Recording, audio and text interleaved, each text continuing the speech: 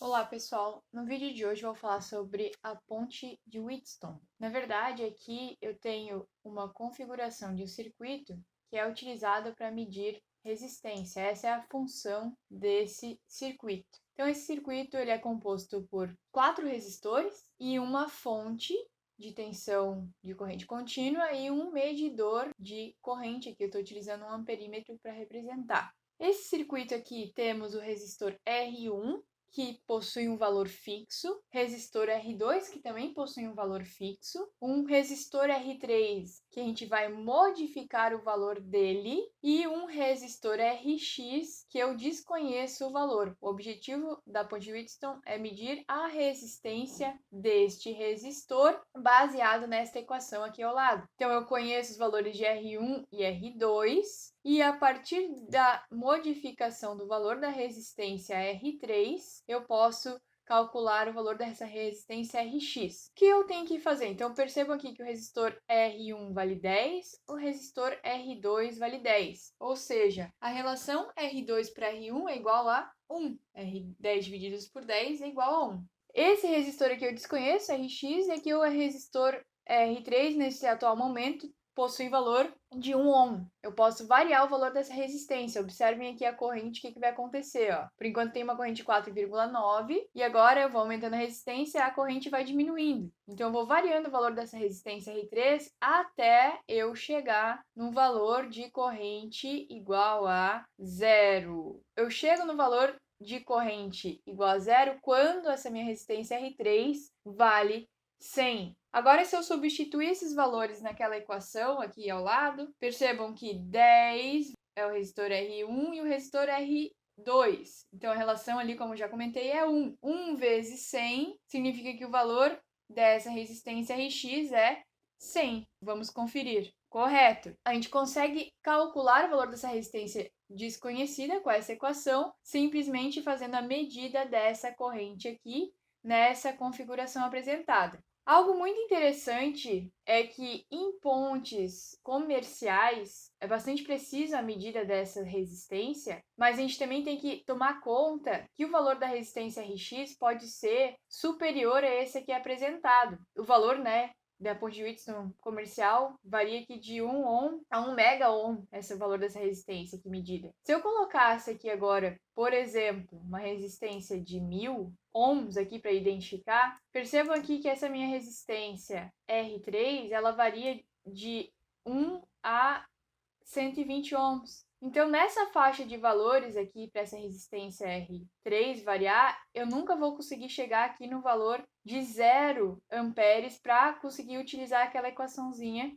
para calcular esse valor dessa resistência Rx. Na prática, esses valores aqui são fixos da resistência R1 e R2, mas eles podem variar dentro de uma faixa de valores. Então, digamos que o valor da minha resistência aqui R2 é 10, mas eu posso mudar para uma faixa onde ele valha 100 ohms. Então, mudando aqui para 100 ohms. Então, agora eu vou conseguir utilizar esse resistor R3 dentro dessa variação de 1 a 120 ohms para zerar aqui o valor da corrente, e identificar o valor dessa resistência. Então, ó, se eu aumentar aqui, ó, agora sim posso utilizar a equação. Então, R2 divididos por R1 dá 10, vezes R3 vezes 100 dá 1000, ou seja, o valor da resistência Rx é igual a 1000. Como conclusão, a gente consegue calcular o valor da resistência Rx, que é um valor desconhecido, considerando que o R3 varia dentro de uma faixa aqui de 0 a 100 ohms. Na prática, aqui, uma ponte comercial varia de 1 a 11.000. E essa relação de R2 e R1, na prática, tem uma faixa de 0,001 a 1000 em incrementos decimais. Então, a gente consegue utilizar a ponte de Wheatstone para uma grande variação aqui da resistência Rx. Tudo depende aqui da nossa configuração. Eu vou explicar agora como então a gente chega nessa equação da ponte de Wheatstone.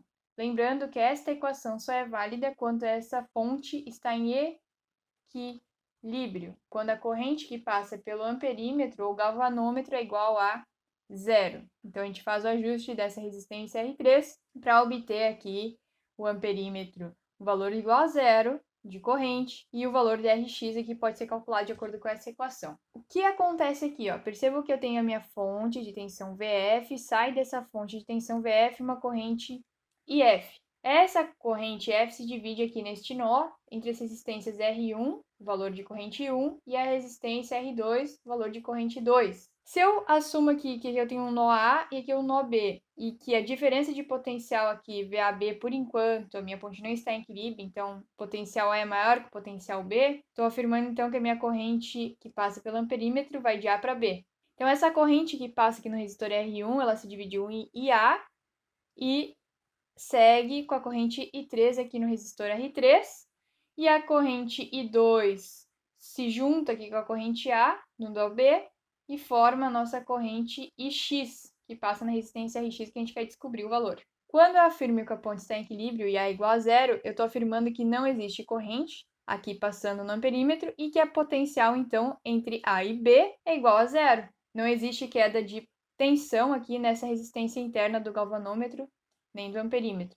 Então, VAB é igual a zero, eu tenho o mesmo potencial, e se eu tenho o mesmo potencial, eu posso afirmar que a tensão sobre o resistor R1 é a mesma tensão que sobre o resistor R2. Então, eu posso afirmar aqui, que I1 vezes R1 é igual a I2 vezes R2 pela lei de Ohm. Da mesma forma, eu posso afirmar que a tensão sobre a resistência R3 é igual à tensão sobre a resistência Rx. Ou seja, I3 vezes R3 é igual a Ix vezes Rx, pela lei de Ohm. Quando eu afirmo que a minha corrente IA é igual a zero, eu também posso afirmar, então, que essa corrente, analisando aqui o nó, A I1 é igual a I3. Da mesma forma, eu posso analisar um nó B, lei das correntes de Kirchhoff, e afirmar que I2 é igual a Ix.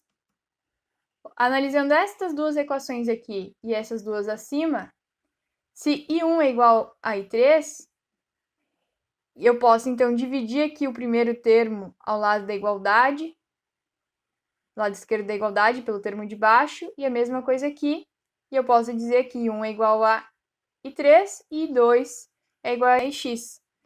E daqui eu tiro, então, que R1 sobre R3 é igual a R2 sobre Rx. Reorganizando essa equação, Rx é igual a R2 sobre R1 vezes R3. Então, é bem simples de chegar aqui nessa equação da ponte de Wheatstone. Basta eu analisar aqui esse instrumento de medição de corrente aqui, e que quando a ponte está em equilíbrio, essa corrente aqui vale zero e eu tenho o mesmo potencial entre os pontos A e B. Então é isso. Obrigada por ter assistido o vídeo. Se você gostou, inscreva-se no canal.